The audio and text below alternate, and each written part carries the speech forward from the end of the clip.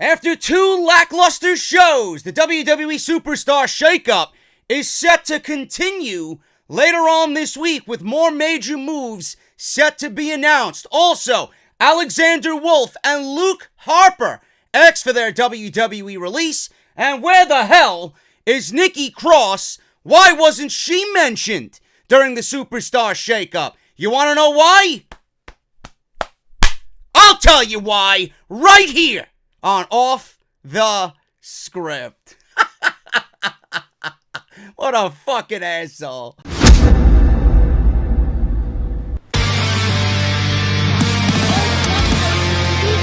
Delete! This is mine.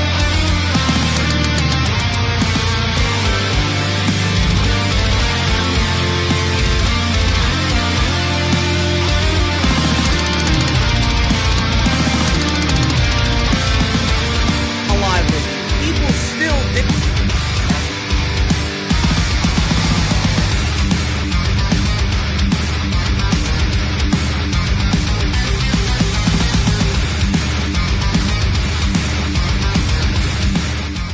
I'd like for it to be known before there's some fucking cretin in the comment section. Oh, but Simon! Listen, I enjoy Simon Miller very much. I might not agree with everything that he says. I might think he's a fucking lunatic from time to time with his ups and downs. But I think Simon Miller is a quality individual. And I had the pleasure of meeting him in person. And he was super cool to me. He knew, what I do. And he knew of me, which is very great, and he's the only reason why I continue watching What Culture anyway, man. I don't watch those other fucking clowns, but he is probably the best thing over there, and I just wanted to, kind of poke fun at Simon Miller this week for enjoying the WWE shows when they were clearly fucking garbage. This is Off the Script Extra. Thank you guys so very much. We're going to go over everything for the Superstar Shakeup, and we got more news on what is to come. Apparently, it's not even over. The Superstar Shakeup was supposed to end on Tuesday at the close of SmackDown Live. WWE is giving us more shakeup throughout the week via social media.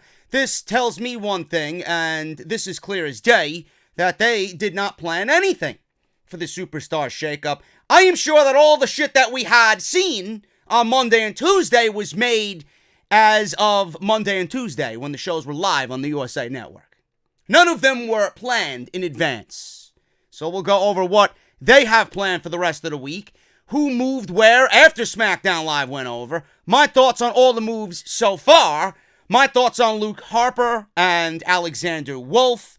Is there an AEW defection going on with those two? We'll talk about it. And where the fuck is Nikki Cross? Why is this woman on the main roster if WWE is going to act as if she doesn't exist? We'll talk about that as well right here on OTS Extra, man. If you missed anything that I had previously uploaded, please go and check them out for yourselves, man. This big Sasha Banks story is developing still with more news.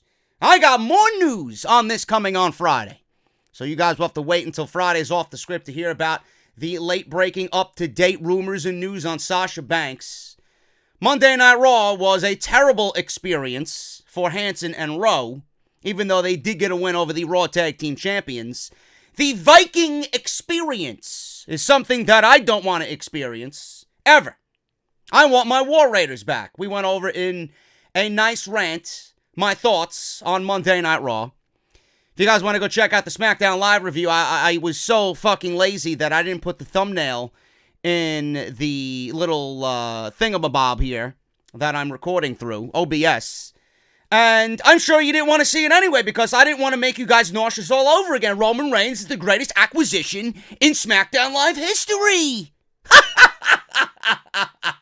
Oh my God, man. Yeah, I had a threesome with Lisa Ann and a Bella Danger last night. Yeah, sure. Oh, there it is. I thought I forgot to put it in. Now I made myself sad just by looking at this fucking clown. Oh my goodness, man. This shakeup was god-awful. Completely fucking miserable. It's terrible. I don't know what else to tell you guys. Hopefully it gets better and hopefully they make sense of the fucking mess they created on Monday and Tuesday, but I doubt it. Make sure you guys follow me on social media, man. JD from NY206 on both Twitter and Instagram. Thank you for all the new follows on both. Hit that subscribe button down below. Turn on that bell for all notifications. For you guys that just signed up to the Patreon page, patreon.com/JD from NY206. Thank you guys so very much. Thank you to everybody new who hit the subscribe button, man. I don't know where you guys are coming from, but I appreciate you taking the time to listen to this fucking New York clown talk WWE, man. Whether it's from a hashtag on Twitter or a hashtag on Instagram, or whether you just found me in the recommended section on YouTube, I thank you guys very much. I'd like to hit a milestone. Before Double or Nothing. I think Salrex was being a little bit generous here with the number before Double or Nothing weekend. 115,000 I do not think is going to happen. More realistic number is going to be 110,000, but I want to thank you guys for inching the channel closer to 109,000 subscribers. We got about a month, a little bit more than a month, till Double or Nothing in Las Vegas. AEW presenting Double or Nothing. So if you guys want to sign up to or not sign up, but subscribe to the channel, I'd love to get at least the realistic goal accomplished before Double or Nothing, man. So make sure you guys hit that subscribe button down below. This podcast is brought to you by Audible. audibletrial.com/offthescript. If you guys don't know about Audible, you should. Because just for listening to this New York clown talk WWE today, you guys are actually going to get a free audiobook just for listening, man. Not only that, but you're going to get 30 days free of their service and one free audiobook. All you have to do is the following. Download the app on your iPhone or Android device. Go to audibletrial.com/offthescript. Enter in your billing information. You will not be billed, by the way. Enter your billing information, and boom, presto. You will have 30 days of Audible for free, and they're going to give you one free audiobook of your choice.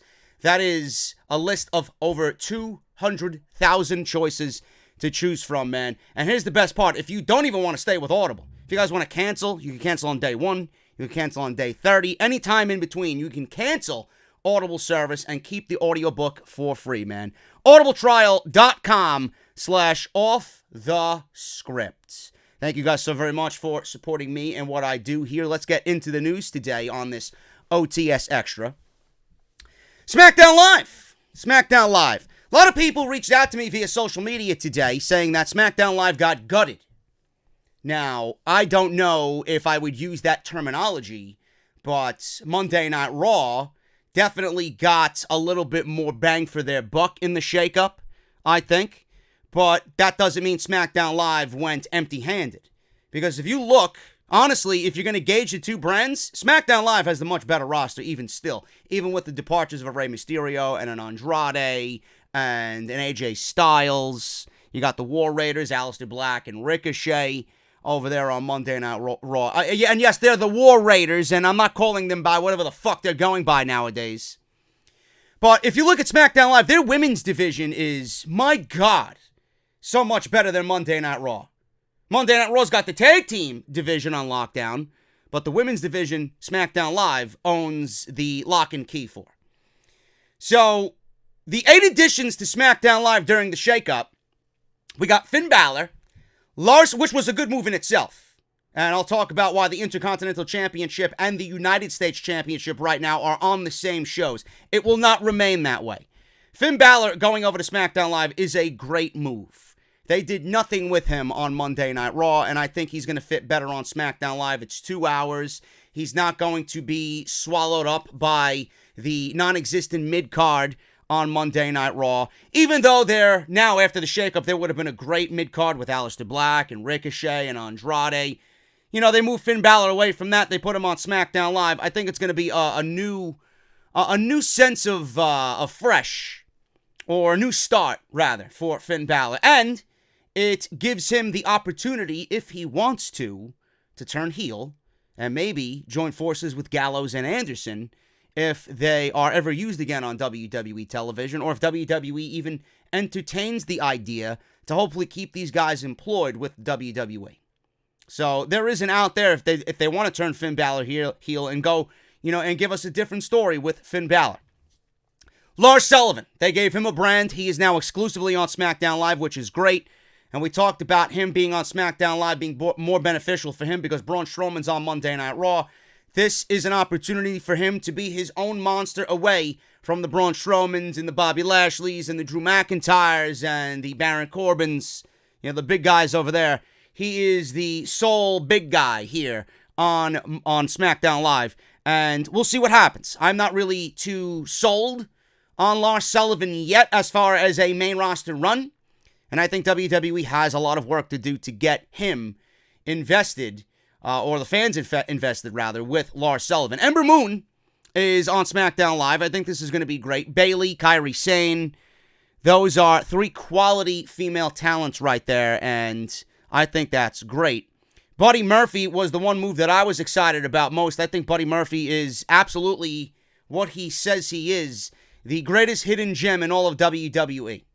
And I honestly think him being in the mid-card, matches with Balor, matches with Ali, matches with Daniel Bryan, or whomever is in the mid-card, I think that's going to be very, very good for Buddy Murphy. Elias, I couldn't care either way. Elias is a tired and stale act that I don't anticipate any change, really, from Raw to SmackDown. They had him doing a certain thing on Monday Night Raw. I expect that to be more of the same on SmackDown Live. Roman Reigns, the greatest acquisition that, I don't know where they're fucking getting this from, the greatest acquisition in SmackDown Live history, the complete opposite of that is Roman Reigns. Now, Roman moving to SmackDown Live does have its benefits. It really does. I mentioned this on Monday Night Raw review because there was no way that they were going to keep Roman and AJ Styles on the same brand. You were definitely going to have to trade a top-tier talent for AJ Styles to move over to Monday Night Raw. I am, for whatever reason, I'm a little bit more open to it now. I'm a little bit more open to it now than I was then because Daniel Bryan was in the midst of one of the greatest babyface runs in the history of the company, and I didn't want WWE to throw Roman Reigns in that formula and fuck with that. But Roman Reigns now on SmackDown Live, with Daniel Bryan being a top-level heel at this time in his career, for some reason, that match to me intrigues me. And I think that would be great. I don't know why Call Me Crazy is probably going to end up the stereotypical way of Roman Reigns going over, but I think that would be just an interesting dynamic that a lot of people have asked for, and a lot of people have been interested in. Roman Reigns and mega heel Daniel Bryan. And they could obviously play off the real-life aspects, and with Daniel Bryan having some sort of creative control, this is why I'm interested in it. They have an out here where they could give us some real-life shit to actually get us invested in whatever Roman Reigns is doing. The other thing I like about Roman Reigns moving over to SmackDown Live is it gets him away from Baron Corbin, Bobby Lashley, Drew McIntyre, and more importantly, Seth Rollins. Seth Rollins is on his own. He doesn't have to be bogged down with the fucking remnants of the Shield. There's no more Shield reunion. Reigns is on SmackDown. Rollins is on Raw. Ambrose is going to be in AEW, hopefully. Wherever he lands up, he's going to be a megastar on his own. So Rollins is all by himself away from Reigns. This gives him the opportunity to really give us a sense of Monday Night Rollins. Matches with Andrade, matches with Styles, matches with whomever else, Ricochet and Aleister Black. It's going to be a good time over there for Seth Rollins. This is the best opportunity for Rollins to prove to everybody that he's one of the best in the world. And I think it's going to be fun watching him without Roman Reigns. So that was a good move in itself. Now, Roman on SmackDown Live, I don't know why WWE thinks that this move is going to bolster the ratings when they go to Fox in October. This is not the only move that they're going to make. They're probably going to take Roman Reigns, put him at the forefront, and build everybody else around him and make it the A show. But as far as Roman Reigns goes, the one thing that I am worried about is that with what we've seen on SmackDown Live, the agenda is absolutely in full effect. The hidden agenda, the hidden fucking bullshit that they riddled throughout their promos. Vince McMahon having his finger on the pulse of the WWE Universe, and Vince McMahon saying all these great things about Elias, which was hidden, and Elias was used more as a shield for the Roman Reigns announcement. And everything Vince McMahon said about Elias was really meant for Roman Reigns, but they didn't want you to know that because it would have been blatantly obvious. So they mocked you on SmackDown Live. Roman Reigns and the agenda is going to be in full effect. I honestly feel bad for Kofi Kingston. because they're already teasing that, Kofi's the WWE champion and Roman's coming on SmackDown Live. This may be a new show, but the same rules apply. This is my yard, just a different show. Blow me, Roman, blow me. And the fact that the announce team was ever so fucking just feasting on sucking on this guy's cock on Tuesday night, man. It was nauseating. Absolutely nauseating. So we'll see what happens. It is a move that needed to be made, and I'm glad that this guy is away from Rollins. So we'll see what happens. It's not going to be fun. SmackDown clearly got worse with this move because now instead of seeing him on Monday, now we have to see him reign on Tuesday. How much of the roster are they going to bury under Roman Reigns, man? That ever-growing list that is already a fucking country mile long, it's only going to get worse. Heavy Machinery. They were announced after SmackDown Live went off the air, so at least one tag team was added to the dead SmackDown Live tag team division. Now, that was a total of 10 superstars confirmed moving to SmackDown Live. WWE posted an article on their website that documented everything, and they made some moves in the wee hours of the morning while you and I were just fed up with SmackDown Live. So this is the overall list. On Raw, we got Styles, The Miz, Ricochet, Aleister Black, Hanson and Rowe, Andrade Cien Almas, Zelina Vega, Rey Mysterio, The Usos, Naomi, EC3, you might as well just fucking eliminate him because that move doesn't even matter, Lacey Evans, Cedric Alexander, and Eric Young. Another move that really doesn't matter. SmackDown Live got Roman Reigns, Finn Balor, Elias, Bayley, Ember Moon, Kairi Sane, Lars Sullivan, Buddy Murphy, Liv Morgan, Chad Gable, Apollo Crews, Mickie James, and like I mentioned, Otis and Tucker of Heavy Machinery. Why they broke up the Riot Squad, I don't know. The only thing I can think of here is the fact that Liv Morgan moved onto SmackDown Live away from Monday Night Raw is the fact that WWE didn't want to break up the Riot Squad in full. I don't really understand that. So Liv Morgan was placed in the Riot Squad because Liv Morgan was never going to be able to survive on her own. The reason why she was put next to Ruby Riott, because Ruby Riott is a name that she could grow off of and feed off of. And in all these years that they've been together, or all these months, how long they've been together? A year and a half, 2 years? All these months that they've been together, she still hasn't developed anything of her own. And now you're moving her on SmackDown Live in the midst of a Bayley and an Ember Moon and a Kairi Sane and an Asuka and a Charlotte and a Becky Lynch. This woman is doomed to fail. So why did you move her? All you've told me with Liv Morgan is that she can't function on her own. And now, of all the times, you want to move her to SmackDown Live. This is a failure waiting to happen. Now, why didn't they move Sarah Logan with Liv Morgan over to SmackDown Live and give us a sense of at least them teaming together? Ruby Riott is more than capable of handling things on her own. The reason they didn't move Sarah Logan is because her husband is now on Monday Night Raw. And WWE didn't want to take Sarah Logan away from Hanson. This is a dumb fucking move. What is equally as dumb is they moved Chad Gable. They moved Chad Gable from Bobby Roode. Why? What was the first thing that you all thought of? Bobby Roode, he's going to get a major heel run. WWE could certainly do it. He could certainly do it. I'd love to see an NXT version of Bobby Roode against Seth Rollins for the Universal Championship. I'm down for that. Do you expect WWE to do that? Of course not. They're not going to do that. So they took something that took forever for people to be invested in, with the glorious ones, Roode and Gable. They were finally clicking as a tag team. They legitimately look like a fucking tag team. And now when you need to focus on tag team wrestling, now you want to break them up and move Chad Gable over to SmackDown Live. How did his first tenure go on SmackDown Live when they moved Jason Jordan to Monday Night Raw? Does anybody remember that? I do. The guy sank like a fucking rock. I feel bad for these guys. Something legitimately was working for them. Gable was lost. Rude was lost. They came together and made something out of nothing work. And now they're back to where they all started. Nothing. What a dumb fucking move.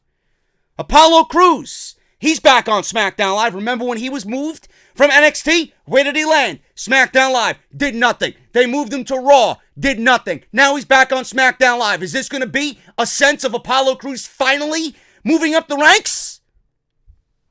Feel like they made these moves just to even out the rosters with no fucking plans for these guys. Mickie James. Why are you taking Mickie James, a helpful hand, and putting her in a division that is already loaded? I don't get it. I don't get it. Otis and Tucker. They need tag teams. I want the best for Heavy Machinery. So hopefully they get an opportunity to shine on SmackDown Live. And being that the SmackDown Live tag team division is in fucking shambles right now, they should receive every opportunity to make that division theirs. So we'll see what happens there. Now, I did mention Finn Balor on SmackDown Live. He's the Intercontinental Champion. Samoa Joe right now is still on SmackDown Live. No announcement was made about that unless something breaks while I'm recording this video. Samoa Joe was so violently ill. He still showed up to work like a fucking savage. He was so violently ill, he was backstage during the Raw Shakeup, that he could not even move or function, per reports of The Observer. So he was there and he was set to do something with Braun Strowman, but that's why EC3 went out there to get destroyed by Braun Strowman, because it was a late change to the script because of Samoa Joe not being able to make it in front of the live audience. Samoa Joe is going to Raw, says Dave Meltzer. That hasn't been announced. He was going to be announced on the show, but since he was sent to the doctors, he was taken off the show. They were going to announce that on Monday night. So this means that the U.S. title and the Intercontinental titles are switching brands during the shakeup. It won't make a huge difference considering that they are both mid-card titles with absolutely no momentum for either title. But the men holding those titles might make more of a difference on brands than the championships themselves. I agree with that. You got Samoa Joe, who could easily be a great foil for Seth Rollins as a mega heel on that show. And Samoa Joe is on a show that right now includes, heels that aren't really believable in the audience's eyes. We'll see what happens. Andrade is going to be great. I've always believed in Andrade. Drew McIntyre, I still love, but he's not insanely over with the audience. And they need a heel on that show to really go up against Seth Rollins. And that's what Monday Night Raw is missing. They got some great baby faces over there. Seth Rollins, you got the Ricochets and the Aleister Blacks that could really take off on a show like that. But they don't have a mega heel on that show. That is what they're missing terribly. You got Samoa Joe. And by the way things are looking, when Joe gets back, I sense that United States Championship is going to be in a program with Braun Strowman. The United States Championship, first of all, Braun Strowman and Samoa Joe is something that I would be interested in.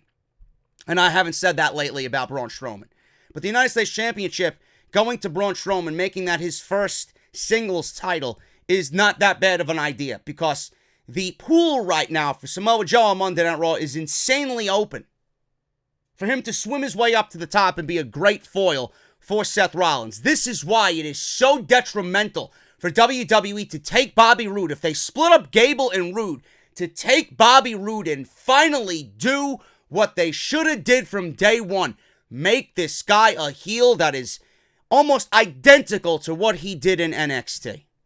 That would be something that brand could desperately use. So we'll see what happens with that. And Joe, again, one of my favorites.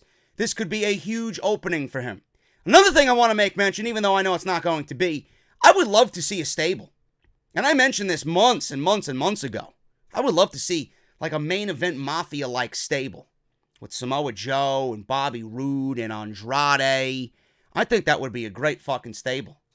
And I don't know why I'm thinking those three guys. Maybe you can even add Drew McIntyre to that. They could honestly be the fearsome four that takes over Monday Night Raw. Why Drew McIntyre is enlisting his services with fucking Baron Corbin and Bobby Lashley, two men who are dead in the fucking water. Put your name next to some credible fucking guys. Some youth in Andrade. The veteran experience of Joe and Bobby Roode. I think that's a great idea. If WWE ever wants to, visit that idea, we could use a stable, a dominant stable on this show that actually is legit. I would love to see something like that. And I think I'm basing it off of, I remember, the Main Event Mafia. How they all look so great in suits. Andrade's a fucking class act in a suit, You got Bobby Roode, who looks fucking fantastic in a suit. Samoa Joe. These guys could come out and just transcend Monday nights. I don't know. Maybe I'm just thinking this fantasy world. But they got so much talent, they don't know how to have fun with them. We'll see what happens. I don't know. But Samoa Joe is definitely moving to Monday Night Raw. There's no way that the United States title and the Intercontinental Championship stay on SmackDown Live. Now, WWE forgot to mention Nikki Cross during the shakeup. I don't know why.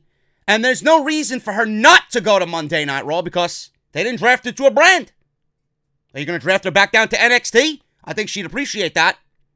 But how you have such a talented female and you're leaving her off both brands, unless there is a plan for her to remain a free agent. I don't know. But this could have been an oversight or a sign that they have more planned for Nikki Cross. Whatever reason, Nikki Cross was not drafted to either Raw or SmackDown Live. We may hear about Nikki Cross in the days to come, but she should end up on Monday Night Raw because they definitely are lacking in the women's division.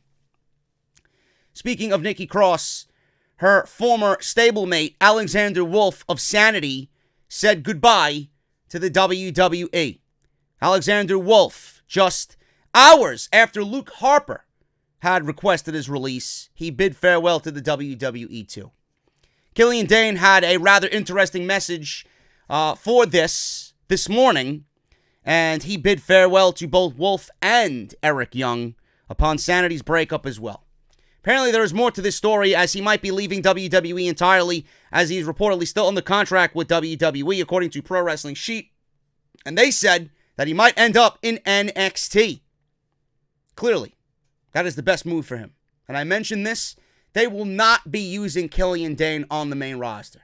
Killian Dane was put in Sanity to get him over more than anybody, and they failed to even push the entire group. So in the entire Sanity stable, which was buried, a talent like Killian Dane was buried along with that. Meanwhile, he was supposed to be the breakout guy. So what are they going to do? They're going to bring this guy to the main roster with no fucking momentum at all? Nobody knows who fucking Killian Dane is. You put this guy back down at NXT, or you send him to NXT UK. That's where he will thrive most, in my opinion. They're not going to use him on the main roster. Apparently, like I said, there's more to this story. Hopefully he ends up in NXT. He says this, and I quote, "We Sanity made our TV debut in 2016. This is, by the way, Alexander Wolfe's statement.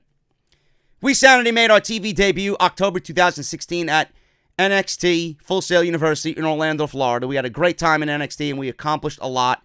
NXT Tag Team Champions, NXT Tag Team of the Year in 2017, first ever NXT WWE War Games match, performed in front of about 15,000 people at a sold-out TakeOver pay-per-view, growing together as athletes and performers. The whole group is like a family to me. I made 3 good friends over the last 3 years, and I'm really grateful for that. It was without a doubt a great time. Thank you guys for everything. Thank you to the entire SmackDown Live locker room. Thank you for the good vibes, laughs, wisdom. I appreciate all of you, and I wish you all the best for your future careers. Thank you to the fans who supported us and never stopped believing in us. I appreciate you as well, and trust me, I speak for all 4 of us. It's time to leave this behind and walk a different path. Rest in peace, Sanity. Goodbye, #WWE. Now, I don't know where Alexander Wolfe goes. I really don't. He was the odd man out in this entire situation. And I don't blame him for leaving. Eric Young got moved to Monday Night Raw. Killian Dane was not going to be used on SmackDown Live. Eric Young was absolutely going nowhere. So, WWE should have no problem in releasing Alexander Wolfe. He's not going to make or break this fucking company in any form or fashion. Alexander Wolfe, honestly, I don't know if he's there or not, but I do know that he debuted with the company recently. If I'm Alexander Wolfe and I'm Impact Wrestling, I'm catching an interest in Alexander Wolfe because Sawyer Fulton is over in Impact Wrestling, I believe. I don't know what name he's going under, but if WWE lets him go, that's where I would go end up. I would end up in Impact Wrestling. Team with Sawyer Fulton, or if I'm Impact Wrestling and Alexander Wolfe's a free agent, scoop him up, sign him to a deal, put him in a tag team with Sawyer Fulton, and you got another legit fucking quality tag team that you could build up on Impact Wrestling. LAX ain't gonna be there for forever, you know? How long is OVE gonna be there? Who else do they got as far as tag teams go? I don't fucking know. The Lucha Brothers, they ain't gonna be there for that much longer. You gotta start thinking ahead. Alexander Wolfe is not gonna do anything on his own. I'm not mentioning Alexander Wolfe in AEW. That's a recipe that's not gonna work right now. If I'm Alexander Wolfe, I'm going to Impact Wrestling. You team with Sawyer Fulton. That's what I think is the best idea for him. I don't know where he's gonna end up. I'm just pitching a fucking idea. But I think that probably would be best if I'm Impact Wrestling and I see this guy on the free agent market. It sucks, man. Sanity was never given an opportunity at all on SmackDown Live. They were killed before they even made their debut. Great entrance. It was the brainchild of Triple H. This is something that I read. This is something that he devised over 10 years. He's wanted something like this for 10 years in WWE. A group of outlaws. And I remember when they were making their debut vignettes, you're seeing just the chaotic background and the barrels on fire, and you're seeing Sanity. We didn't know who they were. And then they made their way to NXT, and, it was just a breath of fresh air. We needed a dominant stable in NXT. The entrance and the theme music. Sawyer Fulton got hurt. They added Killian Dane. Then they added Nikki Cross. It was just a blend of 4 beautiful fucking perfect characters. And they all worked great together. Eric Young is the leader. Nikki Cross is the batshit crazy female of the group. Alexander Wolfe, he just had that fucking crazy Gotham City type, villain-esque feel. And then Killian Dane. Look at him. You don't even need to put a word to what Killian Dane looks like. He's a fucking beast. How this guy, Killian Dane of all people, didn't get pushed in WWE. I remember him being in the ladder match for the North American Championship. Him and Lars Sullivan both equally shined in that match. Killian Dane in the first War Games match was the MVP. People were saying that this guy had a fucking bright future in WWE. I don't know what happened. I really don't know what happened to Sanity. I don't. It's sad. It's so fucking sad. And just by these guys' written statements, you knew how much this meant to them. And you knew that they didn't want it to end. You knew that all they wanted was a fucking shot. And they weren't given that. It's fucking sad how you got this great gimmick and you want to give WWE your all, and they kill it before it even gets up off the ground. I don't know, man. It's depressing. It really is. I wish Alexander Wolfe and Killian Dane and Eric Young. I feel bad for Eric Young, man. He may be the next one to ask. I don't know what the fuck they're going to do with him over there. Main event and superstars. That's it. That is his entire run on Monday Night Raw. He's just going through the motions. And, I know he's on the older side of things. He's still at 38, 39, closer to 40. But that doesn't mean he still can't give. That doesn't mean Sanity was not going to work because of Eric Young's age. It's just sad, man. I wish Alexander Wolfe nothing but the best. And, I think that is the best plan of action for him. Impact Wrestling, go get your feet wet over there. I'm sure they could use you over there with Sawyer Fulton. I think that is a great idea for Alexander Wolfe. Now, the big story yesterday was Luke Harper. Luke Harper asked for his WWE release. Luke Harper was coming back from a wrist injury. It required surgery. He got to make an in-ring return in front of his peers, from his hometown crowd a few weeks ago. But he never showed up on television. He was also featured in the Worlds Collide event during WrestleMania Access and spoke openly about how much that match meant to him. Now it looks like he is the latest to ask to leave WWE and request his release. Harper released a social media message informing fans that he asked for his WWE release. This wasn't an easy decision, but he feels it was the right thing to do for him at this time in his career. As of this evening, I have requested a release from WWE. The past 6 years have been simply amazing. An amazing journey around the world and back with long-life friends and family. I am proud of it all, and I am proud to say I shared the ring with my coworkers. The decision, as difficult as it was, feels right for myself and WWE. My goal in the future is to continue to make my family proud. Thank you from the bottom of the WWE all the way to the top. Thank you to the fans for your undying support. Thank you to everyone. Luke Harper never had a chance to return to Monday Night Raw or SmackDown Live. Instead, he made an appearance at the Worlds Collide event, like I mentioned. He did get a small WrestleMania moment in the Andre the Giant Memorial Battle Royal with that devastating fall from the Ali suplex. And then Braun Strowman comes over and kicks both of them to the ground. Harper revealed that he did ask for his release. A lot of fans were surprised. Some were not, because of a certain AEW effect. Can't really blame him. You can't really blame Luke Harper.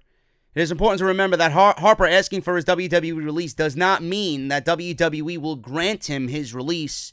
He is likely taking such a public tactic, much like Tye Dillinger, so it will make it more likely that it is actually granted. Now, WWE was never going to release Tye Dillinger just out of the blue.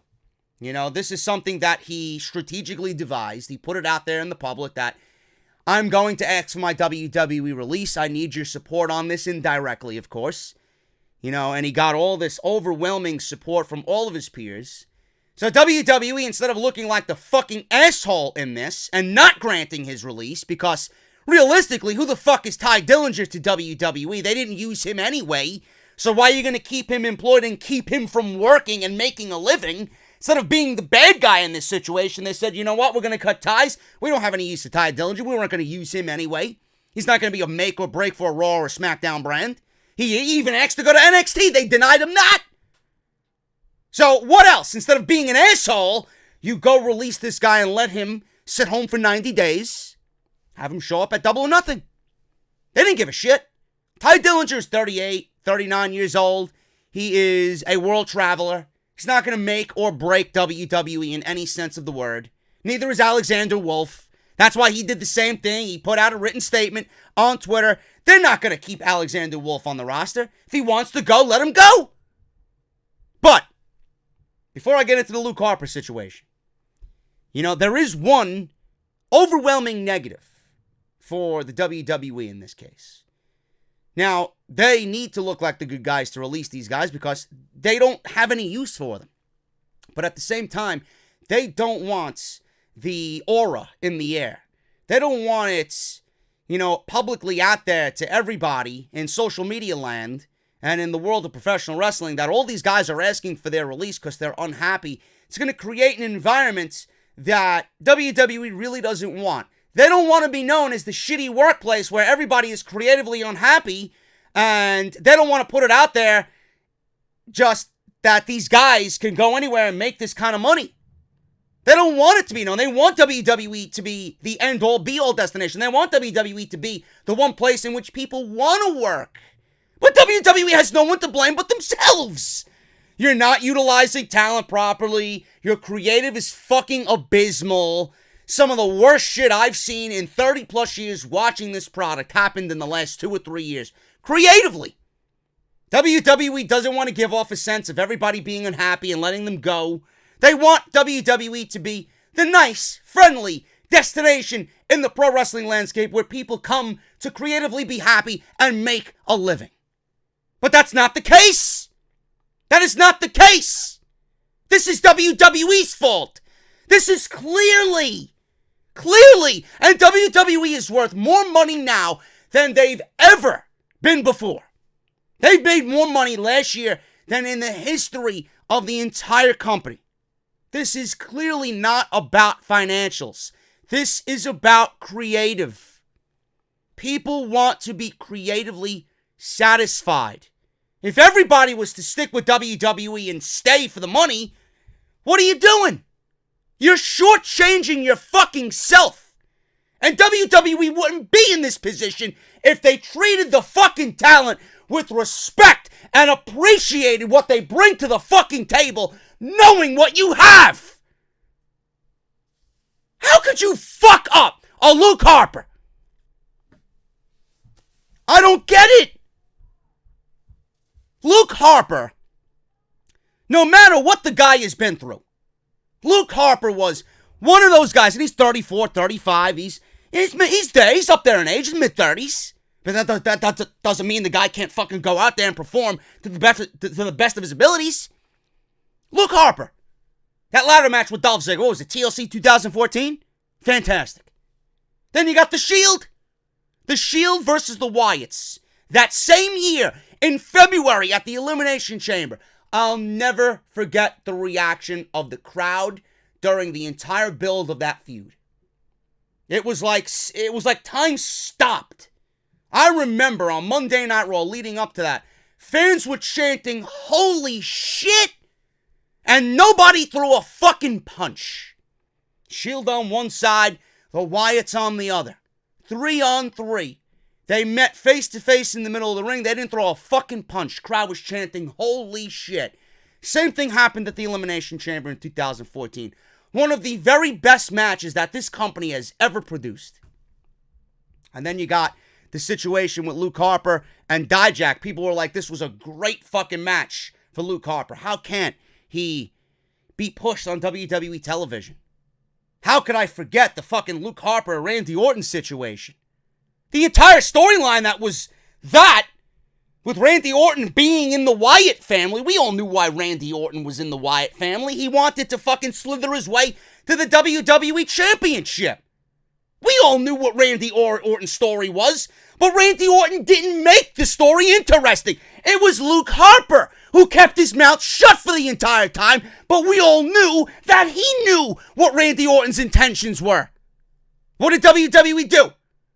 They booked Orton and Wyatt for the WWE Championship at WrestleMania 33, a match that was fucking terrible, and they left out Luke Harper. Didn't even include him in that match, which should have very well been a triple threat match for the WWE Championship. And in most cases, Harper winning the WWE title.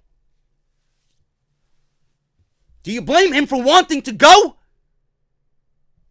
Then they give him a Bludgeon Brother gimmick. The Bludgeon Brothers, Harper and Rowan. It worked. It worked for a couple of months. After that, nothing. They won the tag team titles. They really never got up off their feet. Fans never invested in them. It was a silly gimmick. It was a silly gimmick. All Harper wanted to do was go out there and perform like we all know he can. And again, another instance in which WWE put on the handcuffs, didn't have any creative plans for, because they're too busy fucking everything else up. Underappreciated, undervalued. And now he doesn't want anything to do with your company. Now he's going to go to AEW, I'm sure. If I'm Cody, I'm scooping this guy up in a fucking split second. You know? Everybody that you talk to, people who know him, and people who are very, very fond of his career, how many comparisons you get to Bruiser Brody with Brody Lee? How many? Now he's not going to be in the WWE, and we'll never see Harper achieve the heights that we all knew that he could. Now, I understand, WWE has so much talent that they don't know what to do with. And then there's the other aspect of, now everybody's a Luke Harper fan because he's asking for his release. No, it's not everybody asking. It's not everybody becoming a Luke Harper fan overnight. This is the same thing that we feel about a Tyler Breeze, or the same thing we feel about a Zack Ryder, or the same thing we feel about anybody that's being held back in WWE. We all know what they could possibly be worth, but WWE doesn't have a fucking clue. Now, WWE superstars have already started reacting to Harper's release. Aleister Black, Rusev, Zack Ryder, others have commented on this. Harper's contract is not due up until November. Dave Meltzer noted on the Wrestling Observer Live that Harper's contract was up in November. It is also important to remember that just because Harper requested, I have to stress this, just because Harper requested his release doesn't mean that WWE will let him go. And this also doesn't mean that they would have him let out of his contract in November regardless. Meltzer says this, and I quote, "In theory, they could hold him till November. In theory, they could also take the last 6 months and hold him 6 months because of the injury. They could freeze his contract." I don't think they'll do that. They did that with Sami Zayn, though. Sami Zayn's got 2.5 years on his contract. WWE freezed all 9 months that he was out and added those 9 months on top of his existing contract. They could freeze his contract and just have him remain with the company because he was out with injury. I don't think that they'll do that because it would really be bad PR. Now we'll have to wait and see if WWE grants Harper his release. I don't know why they wouldn't. You weren't using him anyway. The guy wants more for himself. He's not a make or break guy for your company, clearly. If he was someone that you valued, you'd have him on fucking television. You'd make plans for this guy. You would have drafted him to a fucking show. You didn't do any of that. So let him go. Let him go wrestle. Let him go build a name for himself. Clearly he had no problems with the WWE. Never heard anything negative about Luke Harper. Let him go. Do his thing for 2 or 3 years. If you want him to come back, or if he's a free agent, or if he has any desire to come on back, maybe at that point you'll fucking appreciate him. Because WWE, the same fucking shit over and over and over again. They don't appreciate anybody until they're fucking gone. And when they do go make a name for themselves away from the WWE, WWE's only vindictive in mind. They'll take you and they'll bury you worse than the first time they fucking buried you. Wyatt's done everything he could for the WWE with the shit that he's been given. Possible WWE Championship, never was. You know, Intercontinental Championship, Tag Team Championship, one of the best stables. One of the best stable feuds, I should say. I won't call the Wyatt family one of the best stables. They didn't really do anything that stood out. The matches they had with the Shield were fucking fantastic. Yes, there are memories of Luke Harper. Memories that we wanted to see continue. We wanted to see him make new memories. Clearly, WWE don't value that. They don't value anything. So let this guy go. He's not going to make or break your company. Nobody's going to be watching Raw or SmackDown for Luke Harper. Let him go do what he wants to do. He wants to fucking perform. He wants to grow as a performer. Now, all we need to do is wait for Sasha Banks to say she's asking for her release. Doesn't mean WWE is going to grant her release. But if she's that unhappy, and with what I'm hearing now, WWE is not going to bend over backwards for Sasha Banks. She's not going to get her ass kissed by Vince McMahon and WWE. To stay? So leave. Come up with a written statement, leave, and go do what you gotta do. WWE is fucking up, man. They are fucking up badly. And this is all I'm gonna say on this, because I'm not saying that Luke Harper is going to AEW. Not saying Luke Harper is gonna be all elite. That he's gonna be, double or nothing, which clearly is not gonna happen. But all in, and the TV deal are looming. They all want out for All In. They want to be a part of it. They all want to be a part of that TV deal when that shit hits TNT and TBS in October. You think all these people are asking for their release because they don't want to be with the WWE anymore? Just out of the blue? They're creatively frustrated. AEW is set to give them creative freedom. They want to go somewhere where they're going to be respected and appreciated. If AEW did not exist, would you expect to see this many people asking for their release? Would you ever know who was unhappy? The answer is no. So for the fucking people that continue to tell me AEW is nothing but a t-shirt company, man, this is the greatest influence a t-shirt company has ever had. If AEW did not exist, if the letters were not on the back of this fucking hoodie, if this didn't exist, none of these people would be asking for their release. None of them. The AEW effect is absolutely fucking real. WWE knows it. I know it. You know it. And everybody that is in that company that is unhappy fucking knows it. These people, if AEW didn't exist, they're not going to Ring of Honor. They're not going to Impact. Lucha Underground is dead. Where are they going? They're going to suck it up, bend over backwards, take this bullshit from the old man, and collect their paycheck. It's not about fucking money. Book your talent and appreciate who the fuck you have. I hope they all go to AEW. WWE needs to be taught a fucking lesson. Getting the hell out of here, man. Off the script extra. Hope you guys enjoyed it. Get the t-shirt. Speaking of elite, JD's Elite. One of the top selling t-shirts in the entire internet wrestling community. Become one of my elite members. Link is down below in the description for your t-shirt. Go and get it today. Bonfire.com. Social media. JD from NY206 on both Twitter and Instagram. Hit that subscribe button.